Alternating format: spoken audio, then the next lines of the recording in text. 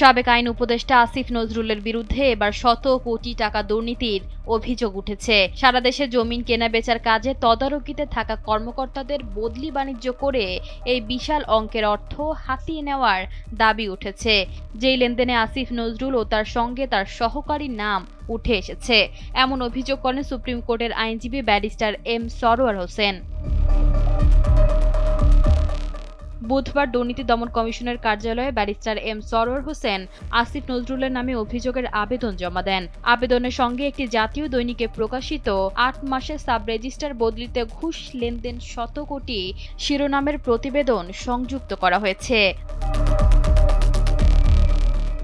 অভিযোগে জানা যায়, গত ৮ মাসে জমি নিবন্ধন অধিদপ্তরের ৪০৩ জন কর্মকর্তার মধ্যে ২৮২ জনকেই বদলি করা হয়েছে।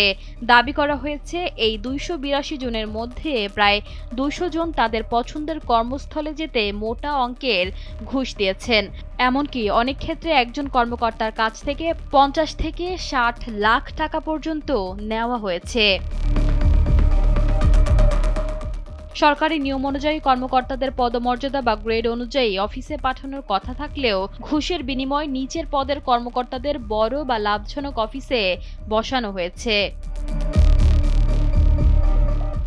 অন্যদিকে যারা টাকা দিতে রাজি হয়নি তাদের শাস্তিস্বরূপ দুর্গম বা কম গুরুত্বপূর্ণ এলাকায় বদলি করা হয়েছে। এমনকি অনেক কর্মকর্তার বদলির আদেশ যোগদানের আগের দিনও রহস্যজনকভাবে পরিবর্তন করা হয়েছে। পরিস্থিতি খারাপ দেখে গত বছরের ১ জুন আইন মন্ত্রণালয় থেকে একটি সতর্কতামূলক বিজ্ঞপ্তি জারি করা হয়েছিল। সেখানে বলা হয়েছিল, বদলি বা পদায়নের ক্ষেত্রে কোনো আর্থিক লেনদেন করা যাবে না। তবে অভিযোগ উঠেছে, এই সরকারি সতর্কবার্তা আসার আগেই সিন্ডিকেটের মাধ্যমে বড় ধরনের সব লেনদেন সম্পন্ন হয়ে গিয়েছিল। দুদকের কাছে করা অভিযোগের বিষয়ে সাবেক আইন উপদেষ্টা আসিফ নজরুলকে একাধিকবার ফোন করে যোগাযোগ করা যায়নি। ঈশিতা আক্তার, সময়ের আলো।